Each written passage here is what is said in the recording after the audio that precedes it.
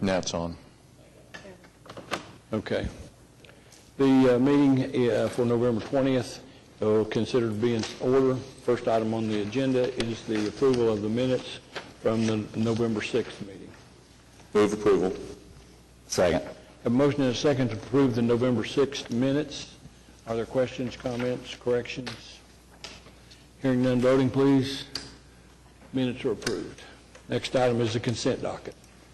Move the consent docket subject to individual consideration. Second. A motion and a second on the consent docket. Are there matters to be considered separately? Hearing none, voting please. Consent docket's approved. Next item is the concurrence docket. 4 items. Move the concurrent docket subject to individual consideration. Second. Motion and a second on the concurrence docket. Other comments, questions?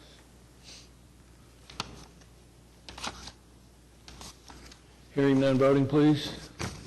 Concurrence docket's approved.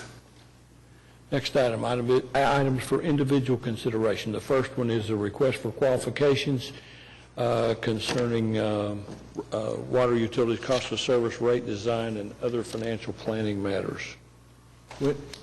When was the last time we requested qualifications for rate design?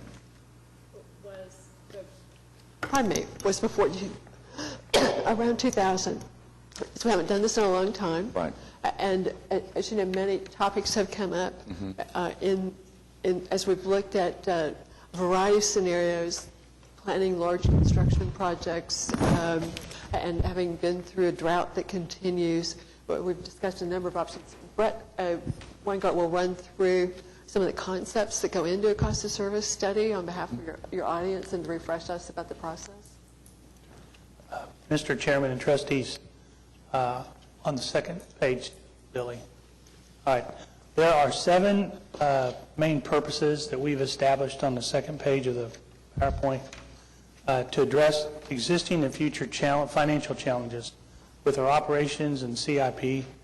Estimate revenue requirements. The study period that we're looking at is October 14th through September 30th, 2018. Achieve competing pricing objectives for rates. There are many different objectives that we can have. Some of them are compatible and some of them are incompatible with each other. We need to bring balance as a part of that process. Rate design alternatives to achieve pricing objectives. Evaluate and design options for improved capital recovery. Recommend a phase-in. Every time we go through this, we find we need to look at a way to phase in the recommendations and provide recommendations that comply with industry practices, laws, and regulatory requirements. Next slide. A question? Yes. When you talk about the competing objectives and pricing, I don't see anything in here, maybe it's buried in one of these other things, to deal with some kind of penalty or incentive for conservation? That will be on a future slide in this presentation. Good, thank you. Yes. On addressing existing and future financial challenges, one of the largest capital expenditures that we'll be coming up with in the future years is the construction of a second Atoka pipeline. That's roughly 50% of the CIP costs. And so accommodating that long period of construction and those major dollars are an issue we have to address now so that we can strategize for that over the long run. We have existing infrastructure, and there are a lot of capital improvements that are needed to maintain existing infrastructure that we already have. System growth within the community, expansions to water and wastewater facilities and interceptors for sewer and transmission mains and booster facilities that we need to take care of. Inflation, we have had a moderate amount of inflation in the last few years. We anticipate it to increase in coming years. We have to address that as a part of the rate plan. Regulatory compliance, we've had changes in regulations that we're starting to see some significant changes to operating costs for parts and supplies due to some of the regulatory changes, and other regulatory changes will require changes to our infrastructure and operating costs that we will have to accommodate in the rate plan. Security and technology improvements. You may recall we're in the midst of our 10-year update of our vulnerability assessment, and that will, we're sure, provide for recommendations that will cost money, and we'll have to accommodate those in the plan. And we want to be able to borrow money at the least possible cost, and bond ratings and lowest borrowing costs dictate that we try to have our ratings fairly high. We're now AAA with S&P. We want to maintain that. We're very close to that as we go through this very costly capital plan. Next slide. The last approved fee adjustments that the trust approved and council adopted as a part of the rate plan, the last implementation is October 1, 2013. So the period of study will provide us recommendations for adoption that would start October 1, 2014 and thereafter. However many years that it's determined it's recommended to go forward with that will be a part of the study to help figure that out and make those recommendations to AQUIT for its consideration. The 5-year capital plan was approved in April with a minor adjustment a few months ago. We'll use that as the base of our cost of service and rate design plan. And the staff will be presenting an Atoka pipeline plan to you, we anticipate, in the spring of 2013, which will be a major consideration in the study also. Rate phase-in plans are something that the trustees have used many times, and those normally are to address these three things.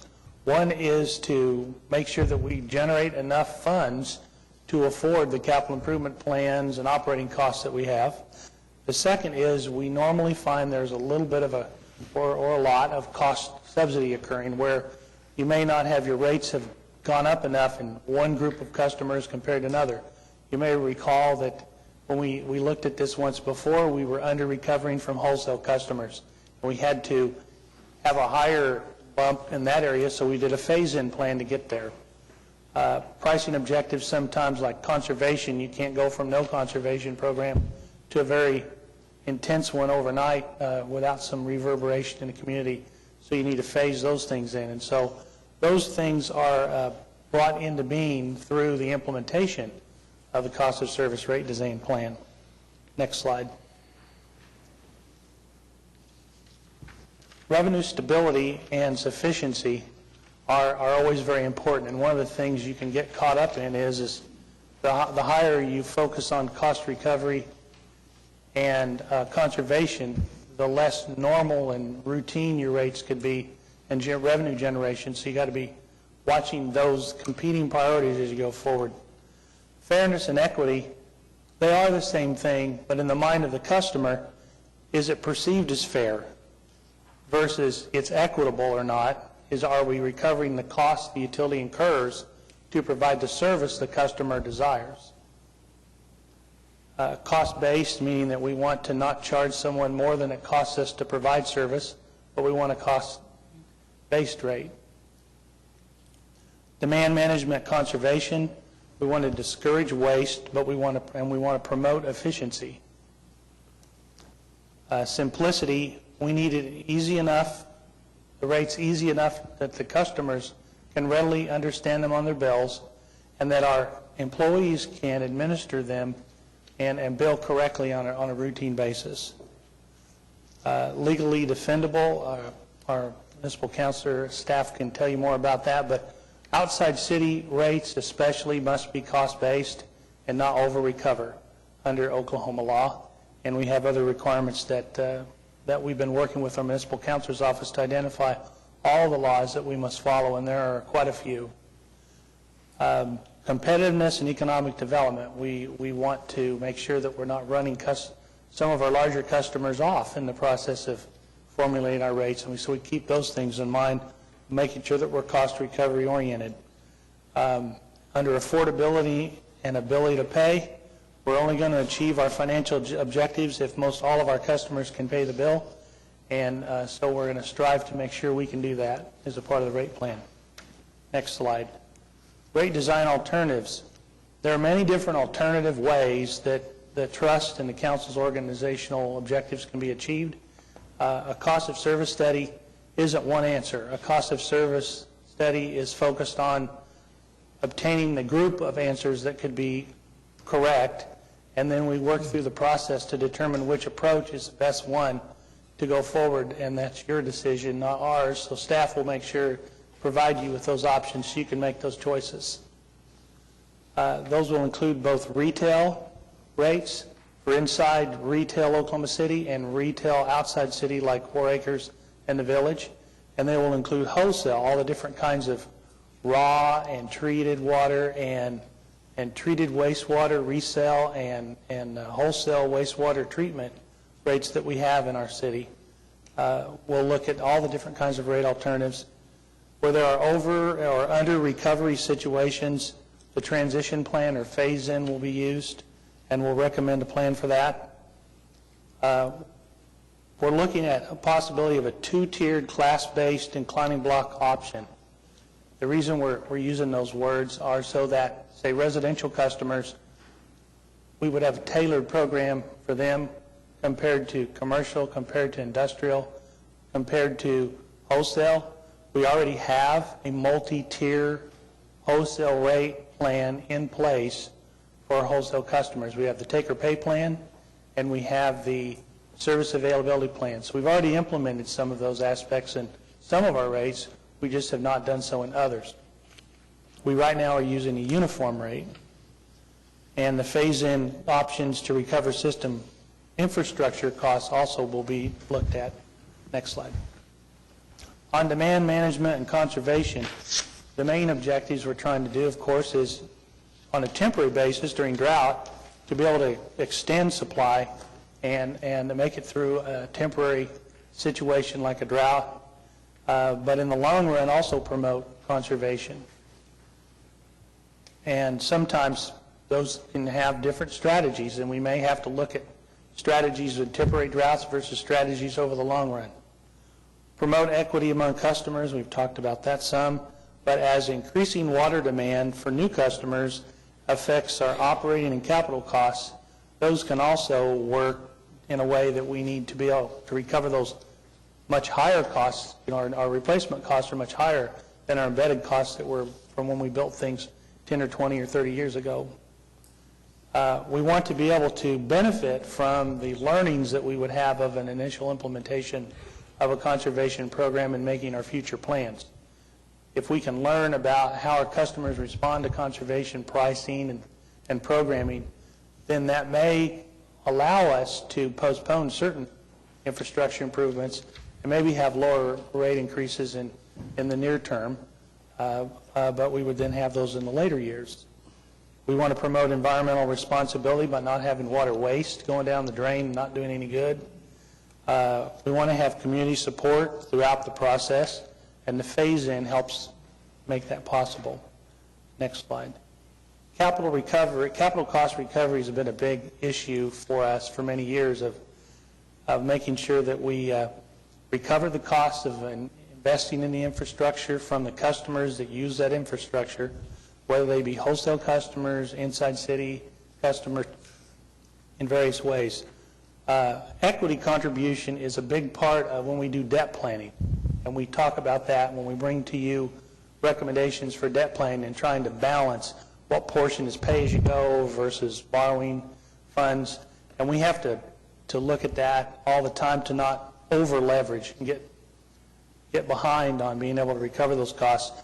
Those decisions affect the way the costs are then spread to customers also. And we need to think about those results of those analyses will be brought to you so you can see the effect they have on the rates. Debt service to fund the second Atoka pipeline. Since it's such a large expenditure and it will have a big impact on the amount of debt load that the trust has, how we blend that into the rate plan is a factor to consider. Rehabilitations versus growth and expansion. One of the areas that have been discussed is how we would charge for new connections versus existing connections. and so we'll bring you options of those. Two debt service coverage ratios that the trust has been using historically. Under our bond indenture, required to have at least a 1.2 times, which means that we'll have gross revenues minus our operating and maintenance costs equals net revenues available for debt service. We look at that amount of money, net revenues, compared to our annual debt service. We want the net revenues available to pay debt service to be at least 1.2 times the debt service payment. By policy, the trust many years ago established 2 times coverage by policy, and we maintain that. And one of the reasons why we have such a strong bond rating is because we've maintained that 2 times coverage. Another factor was when we went from AA plus to AAA was right after the trust adopted a policy of having 1 times or greater fixed charge coverage ratio, meaning the base charges that we generate are enough to equal the debt service payment. And we'll be challenged to be able to maintain that as we start implementing the new CIP program with the new Toka Pipeline project in there. Assigning growth capital costs to impact fees or system development charges versus base charges versus volume charges inside city portions compared to wholesale costs will be a part of that. And we'll be looking at ways to do that. On the next slide, recommendations to AQUIT. We'll have options to continue the current rate philosophy, as well as developing new ideas on the way that we could provide the program. We'll be sure and bring you an option that continues with what we're doing today. So you can compare that readily with what all their alternatives would be. We'll provide a migration to a conservation-oriented rate philosophy. We'll provide you several options on ways that you could consider increasing the amount of capital cost recovery that could occur from system development charge alternatives. There are several options that could be used, and potentially, in addition to a phase-in, there could be different ways of recovering those costs.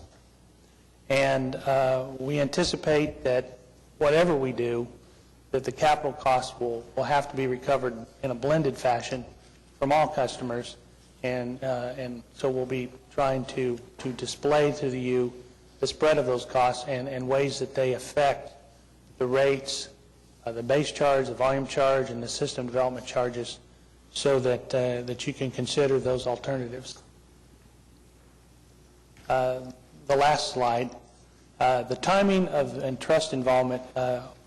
What we envision is that once we receive the interested proposals on qualifications, that we would be able to recommend to you a short list similar to what's done when we do engineering selections. And we hope to bring to you that in first part of February.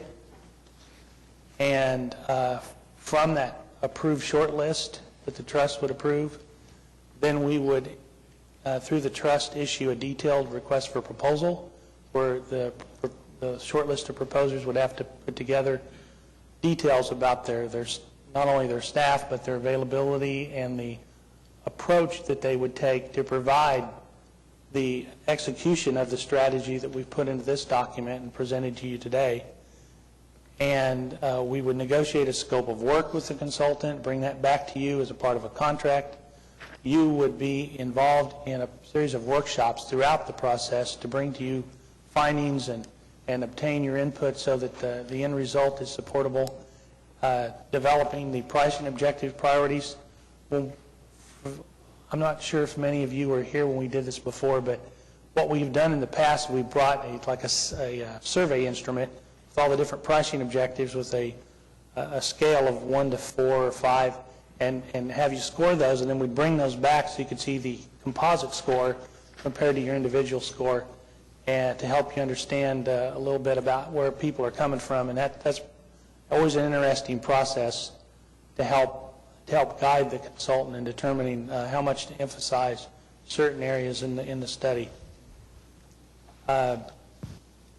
We hope to get the report done to you and presented in final form early in spring 2014, because we need to implement it so that the first rates are effective October of 14 forward, and your recommendations would need to go to council for adoption in the ordinance so that we can apply those rates in the coming rate period.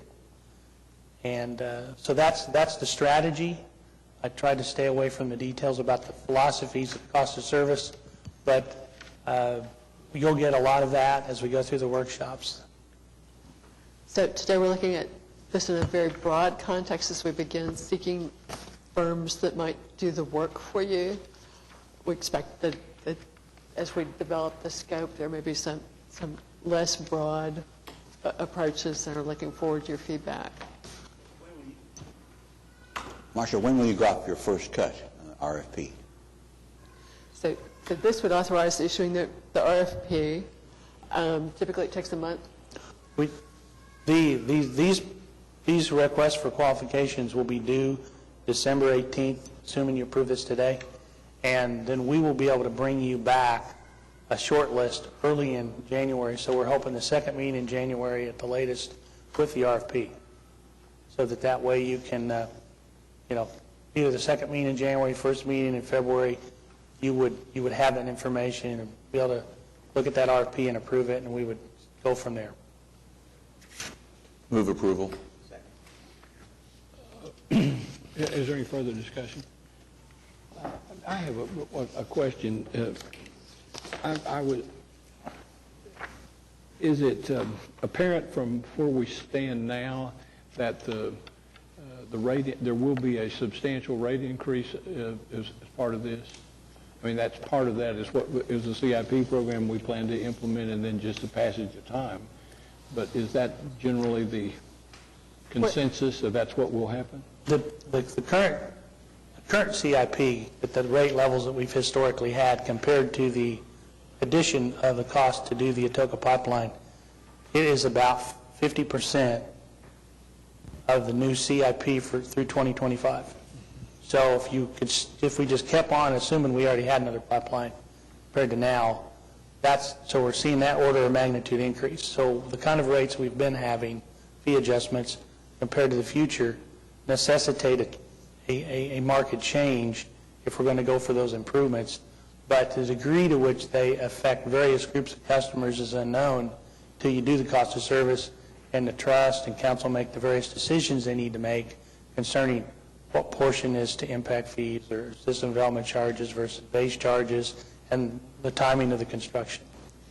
And we're still working with the system engineer who's helping us plan the pipeline, and also with our financial advisor about how to fit that together and make rate increases closer to what we would consider normal. We do see, obviously, a big increase as we build the pipeline and another increase in 10 or 20 years as we pursue other improvements related to the Southeast water supply. Complicated, lots of threads to pull together for you. Not trying to hide the ball, but are not ready to discuss what the financial advisor has found because we don't think we've done all the homework we need yet to get a reasonable answer to tell you. My thought would be that, if that being the case, that it would be an ideal time to look at the development charges and those things at the same time, because the real need for a second pipeline is not for the people that are here today. It's for those that are coming in the next 50 years. And so I think to dovetail those two things at the same time would make much better sense than trying to talk about them in separate conversations. Any other comments? Voting, please. Item 5A is approved. Next item is item 5B, presentation from Sterling Water Technology regarding scale and corrosion control. Mr. Chairman, Bob Fox is with us this afternoon to tell us about the study that's been underway for some time that looks at Oklahoma City has a long time issue with red water in our system. We've taken actions to attempt to control red water. The study was made to see whether there was a better solution. Bob's going to tell us about the better solution. that we found, and we seek your approval to implement that chemical change. Good afternoon, Mr. Chairman, trustees. As she said, I'm Bob Folks with Sterling Water Technologies. We were charged with looking at the scope of the red water issue and look at alternatives and possible changes in the system to mitigate the situation. We'll move through the slides here. Since Sterling Water Technologies, our subcontractor, Thornton, Musso, and Bellarmine, they're water treatment consultants from Baton Rouge, corrosion inhibition specialists, been around for a number of years. Lee and Mark are here with me today. They did most of the test work in the field here at OKC. And, of course, Sterling Water is an NSF-approved corrosion inhibitor manufacturer nationwide around the country with 5 plants. The scope of the issue, the challenge we had, how can a better corrosion control program allow OKC to decrease its manual flushing program? The qualification process started in February 2011. We were chosen to study the scope and the alternatives, and then the study began in April of this year. From the RFQ, we were given these figures from 2006 to 2010, the number of red water flushing incidents that were reported. As you can see, there was a pretty good increase through 2010. Locations, this is a tough one to see. You'll see the square in the center there that's outlined in yellow. That's where, the red dots are all over the map, but the vast majority are between the Overholser and the Hefner plant in the distribution system there. That's vast majority of them. The way that OKC has been controlling it so far, in addition to a feed of a phosphate corrosion inhibitor, utilizing hydrant flushing. And hydrant flushing, in our opinion, is an excellent practice, should be continued, should be used by all cities, but it's not, it has not proved to be the solution to the issue. The testing protocol we used, we instituted a corrosion coupon study using corrosion racks at all plants. We picked out 4 distribution sites and installed racks there with coupons.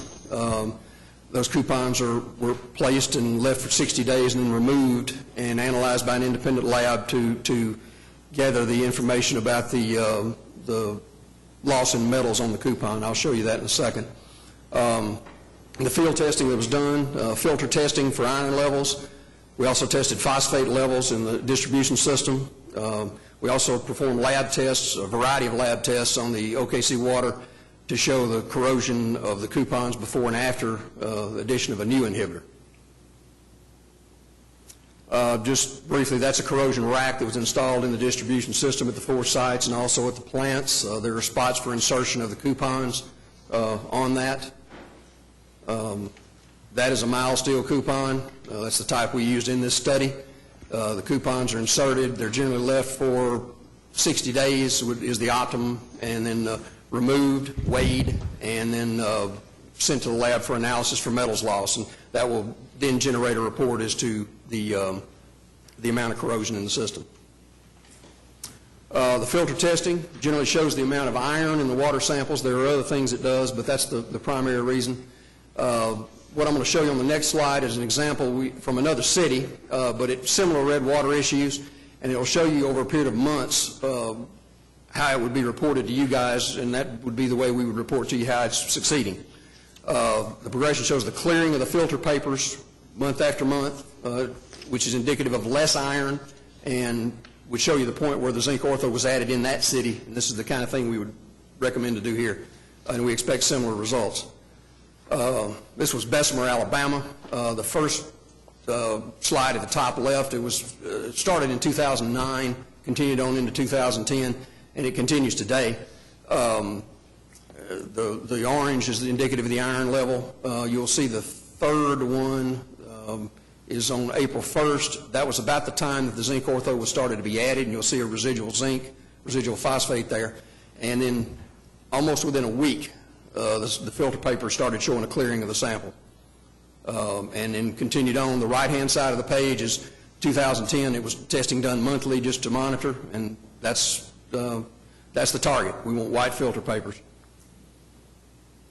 The findings, basically all the testing we've done, the results show iron corrosion to be the cause of the red water complaints.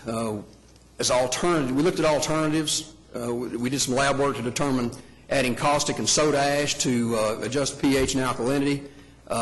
We found that to be cost prohibitive and actually sort of questionable in performance. We couldn't add enough to get it to do the right job. Given the specific characteristics of your water, we feel the best choice would be to switch from the current inhibitor to the zinc orthophosphate. Just quickly, a test we did, I want to show you this. The left-hand beaker was Hefner treated water. The center one, these were 24-hour jar tests, and you'll see there's a coupon suspended in there. The center one, we added 10 parts per million of the existing inhibitor. The right-hand jar was 10 parts per million of the zinc orthophosphate after 24 hours. Basically, you'll see it stopped the corrosion of the coupon, didn't allow it. The next steps, if approved, installation of a storage tank at Hefner. We need to confirm that the pumps can handle the new inhibitor. Draper and Overholzer are set to begin feeding now. Begin feed of the new inhibitor, and then commence to monitoring the results. We would do coupon studies again, analyzed every 60 days for the first year. Distribution system testing, filter and water analysis for 12 months. We'll monitor the iron levels, residual zinc, residual phosphate in the system, and we would monitor the complaint log because fewer red water complaints is the goal, and that's what we're going to be looking at. Then we would review as we go along with the water department guys and then adjust the chemical feed as necessary to optimize. We just wish to thank the OKC Water guys for all their help and in this study, and then to the trust for the opportunity to assist. Would entertain any questions. So what's the annual cost of the chemicals? It's a sort of moving target right now. We don't know exactly how much it's going to take. You're going to run between 10 and 20 parts per million? Well, no, the feed rate, the passivation dose, when we would feed a passivation dose for the first 60 days to try to get the system coated. That is probably going to be about 10 parts. We'll probably back it down to about 4 at Hefner. Draper is not going to take that much. We're hoping to get an average in the system around 3 parts per million.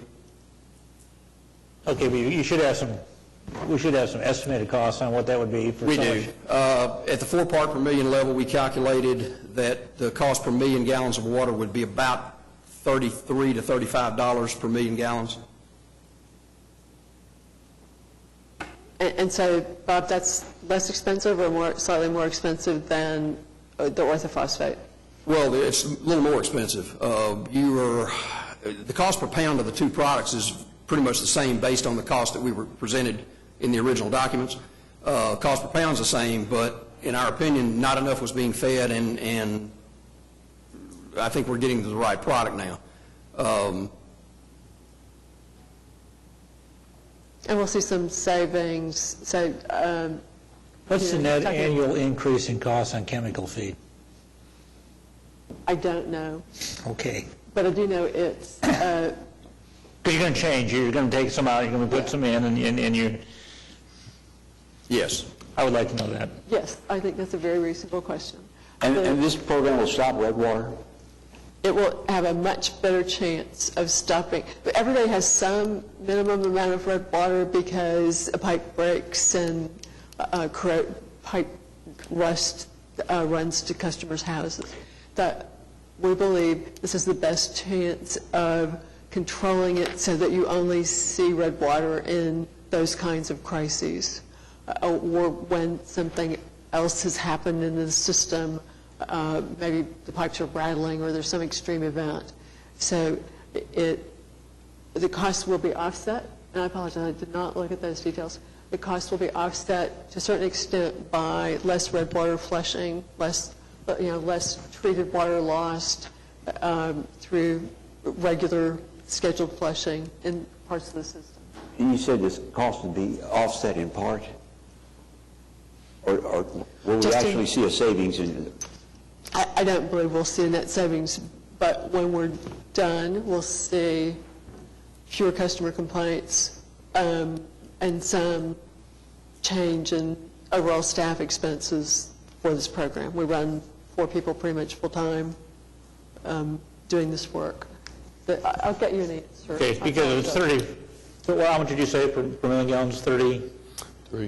35? 30 to 35. Okay, at dollars per 120 million gallon. gallons a day, average times 360 years, that's just a little north of $1 million, right? Yeah. And but you're reducing some other chemical costs, Yes. and so there'll be some type of net number. And the Yes. current costs are around $800,000. Okay. But as she said, manpower, So the delta maybe not be much. Okay. The people you have working on this problem, the 4 people full-time, what would you do with them when we just implement this system? Would you let them go, or would you move them someplace else? I think both of those are options. Typically, there's growth in the system, and people tend to get absorbed into other positions. But hold that thought for the budget year. Yeah. That hold me accountable. Yeah. That's a reasonable question. It's important because there's no personnel savings if you just move them around. You're right. Okay, thank you. Any other questions? Do we have a motion? Move approval. Second. A motion and a second to approve item 5B. Any other comments? Voting, please. 5B is approved. We do not need executive session, is that right? But, yeah, well, Need a motion to strike. Second. A motion and a second to strike, and consider it stricken. Next item is items from council. Items from trustees, excuse me. Any comments? A question. I've had some citizen concern about the Lake Hefner water level, and I think they basically understand we have a drought situation. I'm beginning to get some calls about the quality of the water, tasting funny. Is that a result of the concentration? No, it isn't. There have been some changes in the plant while we've been doing construction of the facilities that people did see a slight change. They didn't see a chemical quality change. We had at various times we've had the ozone system down or other things that have contributed to what they taste in the water. We have not taken a lot of concern calls about that. We're grateful for that. How does this current level compare with the record lows? Are we as low as it's ever been, or? It's not as low as it's ever been, but it's approaching low levels. In the 1950s drought, I understand you could walk across the middle of Hefner. So we know that 50 years ago, the lake was quite a bit lower, but we aren't certain exactly how low. well, when the Hefner Parkway was built in 89 or 90, it was down like 14 feet at that point in time, which is lower than it is today.